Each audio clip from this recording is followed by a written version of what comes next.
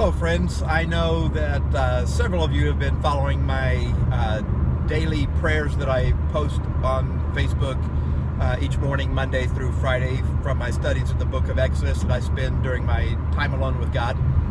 And I am 135 days into my journey through the book of Exodus. And for those of you who've been following my prayers from that, I'm, 50 days behind that. But I am approaching the end of my study of the book of Exodus. Probably still have 5 or 6 more weeks left in it. But I already know where I'm going next, and that is into the New Testament, into the book of Philippians, one of my favorite books in the Bible. And I know I'm going to be spending several months in the book of Philippians. But I just wanted to kind of start sharing a little bit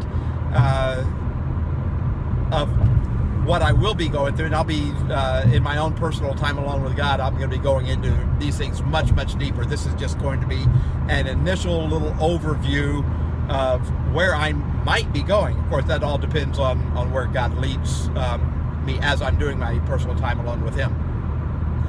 But I don't know. I'll record these periodically, maybe get more consistent as I go along. I don't know what I'll call them. Devotions from my car. I do a lot of driving to and from work, and so I'm thinking that maybe just some unplugged way of sharing with you. Nothing rehearsed, nothing written down, nothing planned. So today I'm just going to start off in the book of Philippians, and chapter 1, verse 2 says, and I'm not going to quote it directly because I don't have it right here in front of me, but that God and our Lord Jesus Christ gives you grace and peace. And I want to just take a few minutes to talk about grace and peace. And that'll be my devotion from the car today.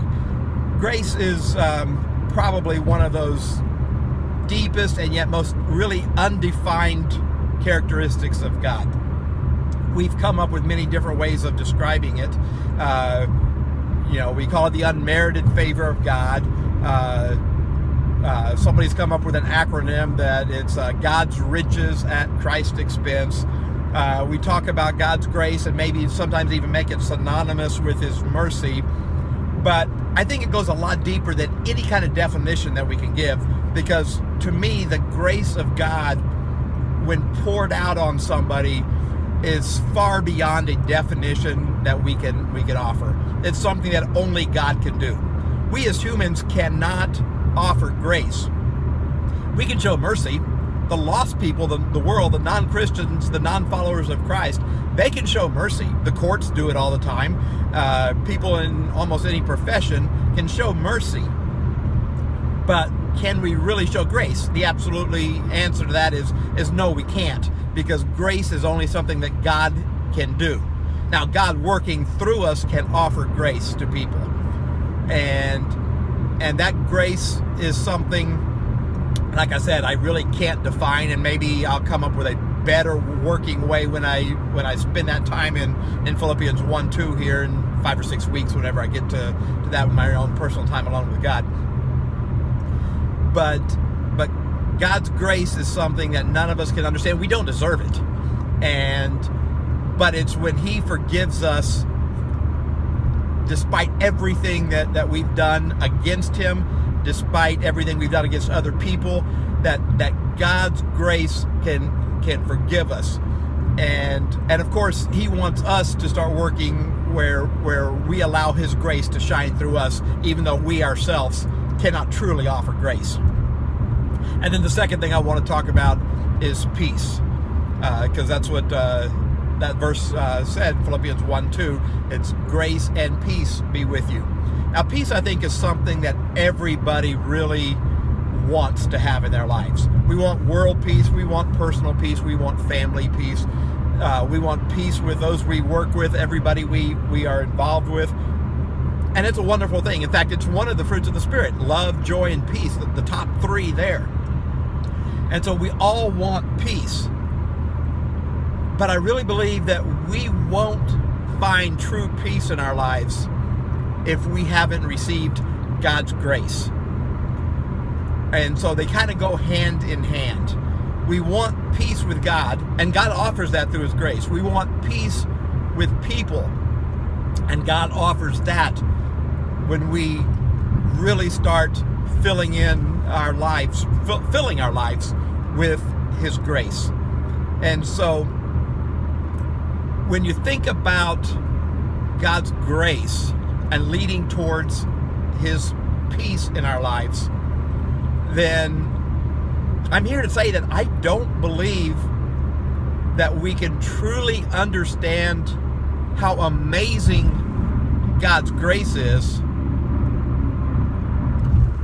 until we really experience the down times in our life, and then God restores us through His grace. And then, and only then, will the peace that passes understanding actually fill our lives. I know for me, I had to come down to rock bottom. I had to sink about as low as I could possibly go before I really started understanding God's grace, His forgiveness, His love. It goes beyond any understanding that I can describe, that I can understand in my own mind, that I can even tell you about. But when God's grace surrounds me, because of how low that I got, then I could really start seeing how amazing His grace is. We sing that song, Amazing Grace, one of the most, probably the most famous hymn in all of history. But do we really understand how amazing God's grace is? I know I never did, until He picked me up out of the pit and restored me to a relationship with Him that has given me a peace that passes understanding. I struggle still. I mean, I have those times every week that the enemy wants to surround me with depression, which is something that I have suffered from in the past. My fears and anxieties he wants to bring to the surface. But as I continually turn myself over to God and allow His grace just to swallow me, then I have that peace that passes all understanding. And I can't describe how joyful that is. I mean, we go back to the fruits of the Spirit. That peace leads to joy. And despite the circumstances that we might be in, despite how negative things might be around us, I can tell you that God's grace gives peace. And in that peace, we find joy. Well, that's it for today. That's my first devotion from the car. And I'll see you again another time. Bye.